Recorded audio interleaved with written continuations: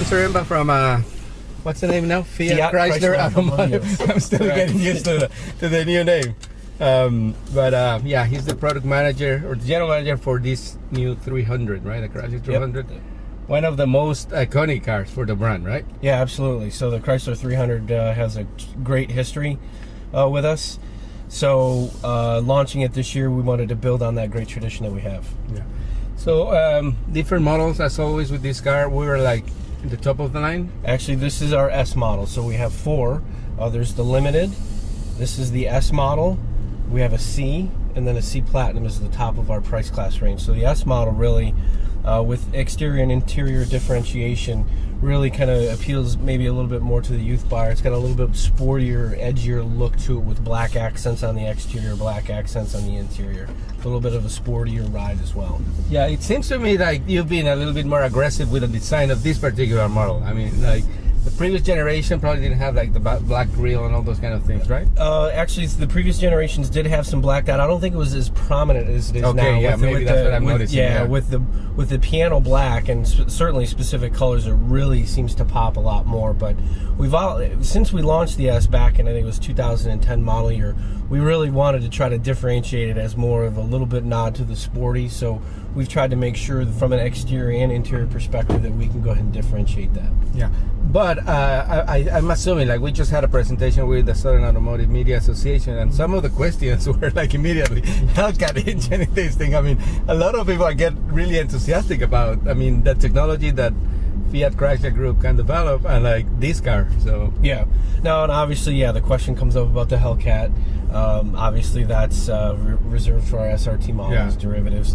The engine and transmission lineup we have in this car really meets the needs of what our consumers are looking for. So with the V6 engine at 292 horsepower, or if you get the S, it's 300 horsepower, coupled with the 8-speed transmission, there's plenty of horsepower and torque. And then for those people who want more of a sportier kind of ride, you can get the V8 Hemi at 365 horsepower. But there's no SRT division now in Chrysler, right? Because now all those reserved for Dodge? In select overseas markets, there is a 300 SRT model. Oh, okay, but not for the States. You're correct, it's very minimal. Oh, I see.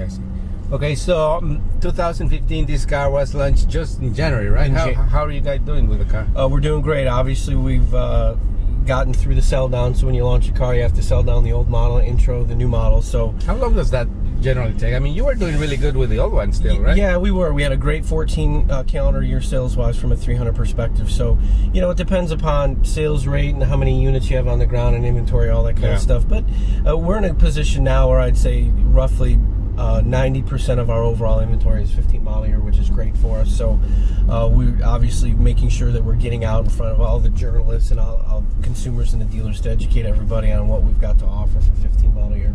So what's new in this car for the previous generation? What's new? So from an exterior wise, we'll start there. We've got a new front and rear fascia. So we've got a different look, a little bit bolder of a grille. We've widened it, we've heightened it. On this model specifically, like I said, there's black accents on the exterior. We've added forward LED lighting with LED fog lamps and LED daytime running lamps. On the rear, we've added new exhaust tips, trapezoidal designed exhaust tips. We've got those different. I'm sorry, different from the S model and then the other trims. No, it's consistent across the lineup. We've got new LED tail lamps. So, like I said, we've got forward and rearward LED lighting. From an exterior perspective, really obviously maintain what's core to the car is that kind of chiseled shoulder design on the sides, which again, one of the top purchase reasons from our consumers is the exterior styling. So really kind of took the design back to that big, bold American sedan that we've been known for with the Chrysler 300. Interior-wise, we've made a lot of updates, upgraded the leathers, upgraded interior materials. We've got a standard 8.4-inch touchscreen, which is the largest in its class. Which I love. I mean, like, this system from the Chrysler Group is the best in the business, I think. Yeah, in terms of usage and like how you can control everything, it's really amazing. Yeah, it really is. We're getting a lot of great feedback, and obviously the consumer feedback is it's easy to use, and that's what you want. Exactly. So that's the main thing, I think. Exactly, because when you start bringing more and more technology into the car, you need to make sure that it's that you can understand it and take advantage of it, right? Exactly. So new rotary shifter, that's new for us. So like I said, kind of frees up some console space. Yeah. Also just a hint of refinement. We've got a new a 7-inch driver information display between the speedometer and tachometer. It's customizable. So if you're familiar with the Chrysler 200, we've taken the technologies that we've launched in that car and kind of brought it forward into this car as well. So like I said, panoramic moonroof. It's the largest in its class. We've got the largest legroom in its class. So as we updated the car, we wanted to make sure that we maintained the kind of the core DNA of what the car is for our buyers. They seek ride and handling. They seek interior spaciousness and roominess, seat comfort. And those things are important, so we want to maintain that as we're updating the car. Yeah, and a lot of new materials, right, in the interior. I mean, everything feels like really, really high class. Upgraded materials, piano black accents here. When you in the C Platinum model, we have a leather wrapped IP. We've got leather wrapped door inserts as well. We've got on that particular model, we've got quilted seat inserts, ventilated seats.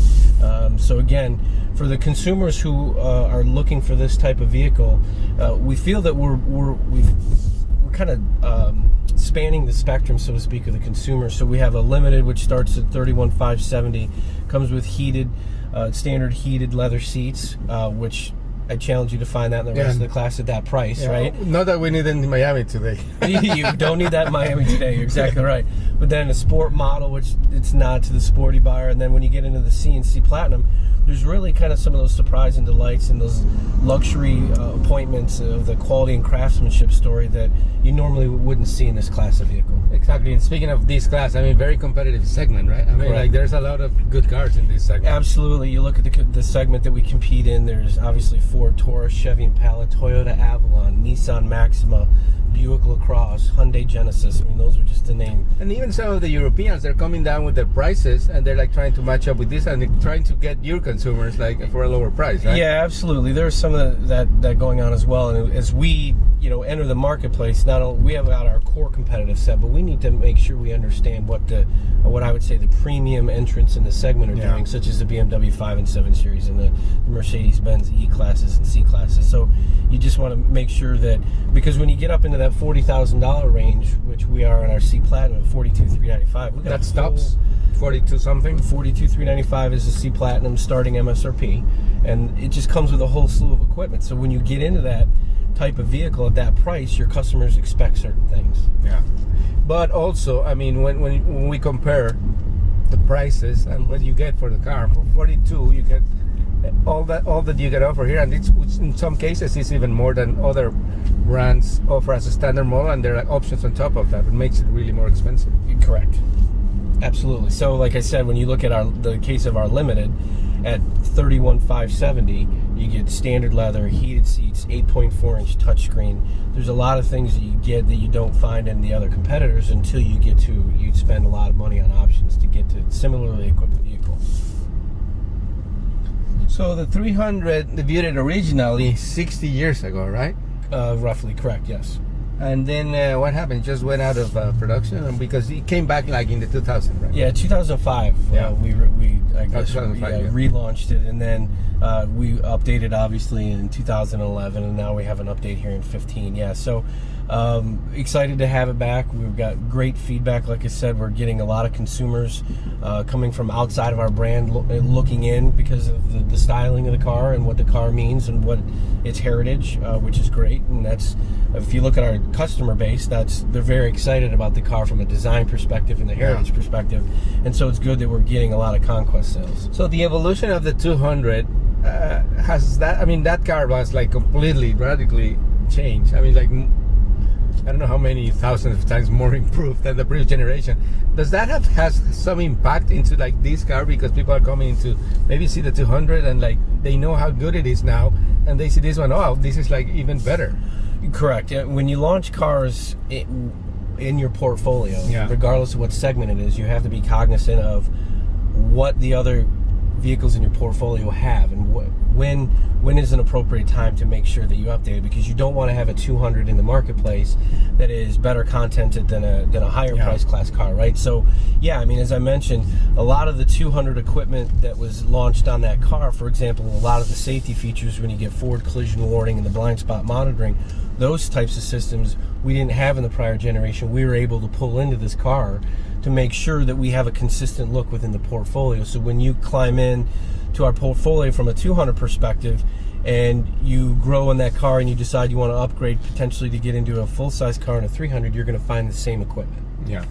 Well, great car, congratulations, and I don't think you need luck to sell it because it's like a great product, so don't sell it on its own. You bet, appreciate it. Thank you very much.